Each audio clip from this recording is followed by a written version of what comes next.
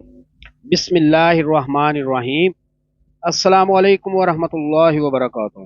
الصلاۃ والسلام علیک یا سیدی یا رسول اللہ وعلی آلک و صحابک یا سیدی یا حبیب اللہ۔ ناظرین و سامعین، حضرت سلطان باہو قدس سرہ العزیز کی کتاب اورنگ شاہی کے پارٹ نمبر 5 کے ساتھ حاضر خدمت ہوں۔ آپ قدس سرہ العزیز فرماتے ہیں: جسہ ایمان در جسہ درست، بعد از مردن بماند جسہ ناقصت۔ انسان کے وجود کا ہمیشہ صحیح و سلامت رہنا سلامتی ایمان پر موقوف ہے۔ چنانچہ سلامتی ایمان کی بدولت مرنے کے بعد بھی یعنی قبر میں بھی انسان کا وجود پہلی حالت پر رہتا ہے، یعنی صحیح سلامت رہتا ہے۔ آپ قدس سرہ العزیز فرماتے ہیں: احتیاجی نیست قبرش را نشان، قبر آن جسہ بجسہ جاودان۔ فقراء کو قبر کے نشان کی بھی ضرورت نہیں ہوتی، کیونکہ ان کی قبر جسہ جاودان یعنی حریم ذات کبریا ہے۔ آپ قدس سرہ العزیز فرماتے ہیں: قبر ہائے ہست عارف آن جہان، در فنا فی اللہ دارد لا مکان۔ عارف لوگوں کی قبریں جہاں لا مکان میں ہوتی ہیں، کیونکہ وہاں فنا فی اللہ ہو کر لا مکان یعنی حریم ذات کبریا میں رہتے ہیں۔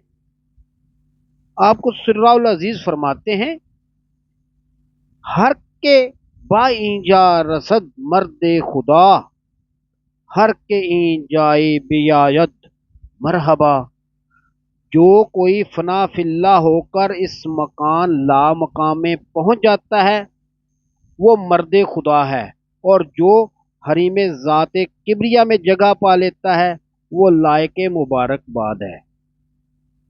آپ قدس سرہ العزیز فرماتے ہیں: باہو چون بہر است زان بہر شرف، اولیاء را این مکانی لا تخف۔ باہو رحمت اللہ علیہ کی مثال ایک سمندر کی طرح ہے، یعنی باہو کا وجود بحر توحید ہے۔ جس کسی نے بھی کوئی شرف پایا ہے تو اسی بحر توحید سے پایا ہے، اور جو اولیاء اللہ اس مقام پر پہنچ جاتے ہیں وہ گویا مکان لا تخف میں پہنچ جاتے ہیں۔ آپ قدس سرہ العزیز فرماتے ہیں: طلب کن از مرد مرشد رہبر، تا ترا کلی شود از حق خبر۔ تو کسی ایسے ہی فنا فی اللہ صاحب لا مکان یعنی صاحب تصور اسم اللہ ذات مرد مرشد سے رہنمائی حاصل کر، تاکہ تجھے اللہ تعالیٰ کی ذات کی مکمل معرفت حاصل ہو۔ آپ قدس سرہ العزیز فرماتے ہیں: بھی حضوری نظر مرشد خام تر، مرشد جامع رساند با نظر۔ جو مرشد خود صاحب حضور اور صاحب نظر نہیں، یعنی جس مرشد کو اللہ اور اس کے رسول صلی اللہ علیہ وآلہ وسلم کی بارگاہ حاصل نہیں ہے، وہ تو سراسر ناقص اور خام ہے۔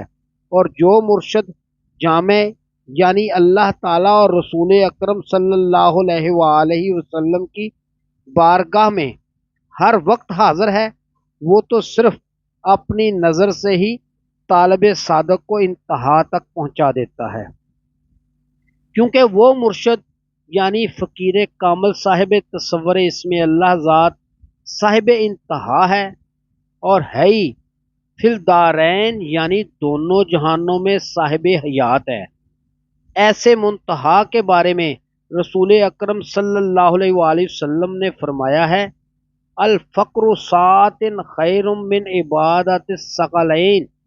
ایک گھڑی کا تفکر مراد تصور اسم اللہ ذات میں استغراق دونوں جہان کی عبادت سے افضل ہے۔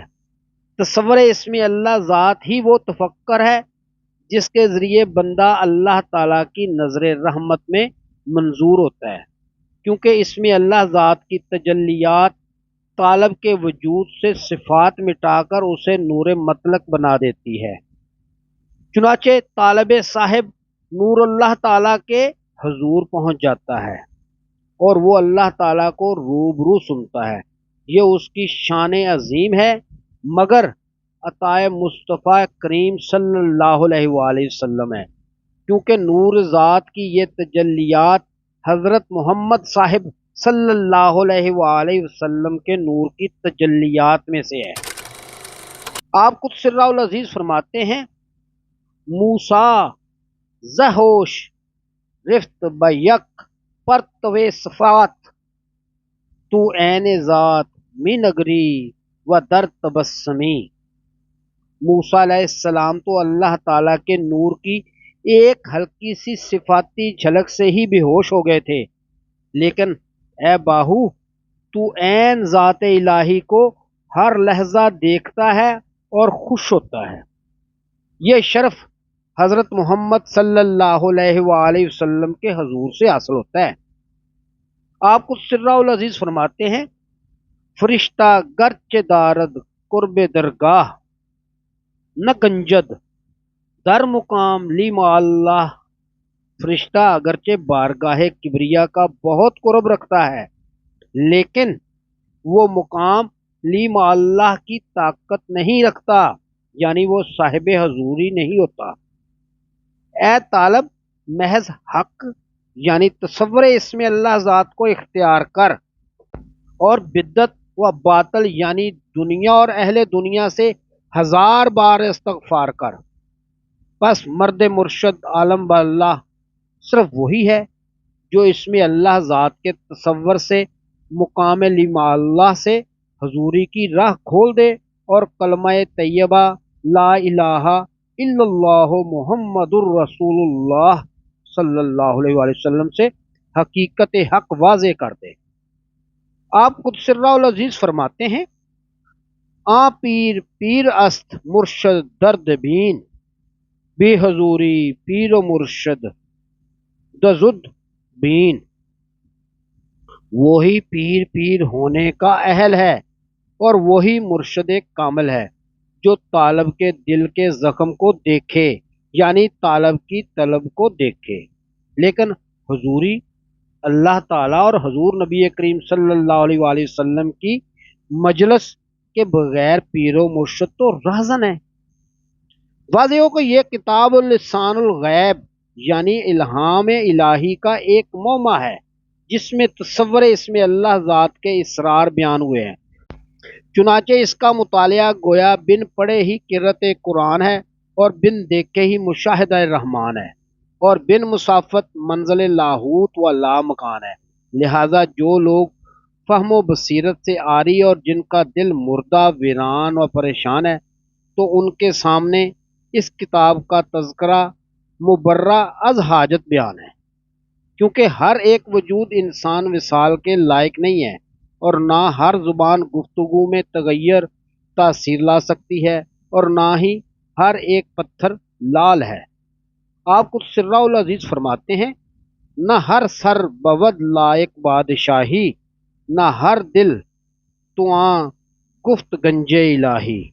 نہ ہر سر بادشاہی کے تاج کے لائق ہوتا ہے، اور نہ ہی ہر ایک دل اللہ تعالیٰ کا خزانہ کہلا سکتا ہے۔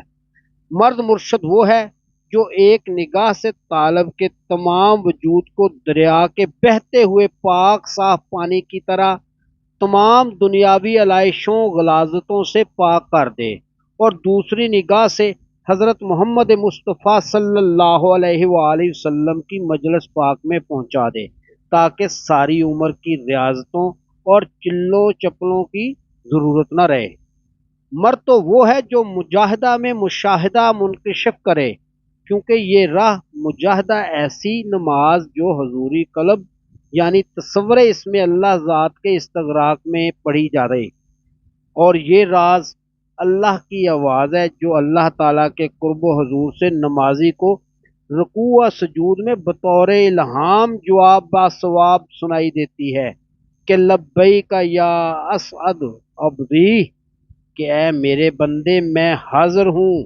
صاحب تصور اسم اللہ ذات کو بحالت نماز ذات کبریا سے اس طرح کا الہام الہی اس لیے بھی ہوتا ہے کہ بندہ کو معلوم ہو کہ اللہ حی القیوم ہے، یعنی وہ ہمیشہ زندہ اور ہمیشہ قائم ہے، مگر اس قسم کی نماز زندہ دلوں یعنی صاحبان تصور اس میں اللہ ذات کی نماز ہے، جو مجاہدہ میں مشاہدہ دکھاتی ہے، جس سے عشق اور محبت کی سوزش اور شوق کی پیاس پیدا ہوتی ہے۔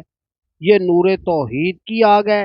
اس آگ کی وسعت کا اندازہ ممکن نہیں کہ دوزخ کو بھی اسی آگ کے گویا ایک شعلہ سے بھڑکایا گیا ہے۔ جو شخص اپنا دل خدا اور رسول خدا صلی اللہ علیہ وآلہ وسلم کی محبت کی آگ میں نہیں جلاتا، اس کے دل کو دوزخ کی آگ ضرور جلائے گی۔ ناظرین و سامعین، امید ہے کہ آپ کو آج کی ویڈیو پسند آئی ہوگی۔ آئندہ ملیں گے انشاءاللہ اسی کتاب کے پارٹ نمبر 6 کے ساتھ۔ اس وقت تک اپنا خیال رکھیے گا۔ اپنے میزبان خالد قمر کو اجازت دیجیے۔ اللہ حافظ۔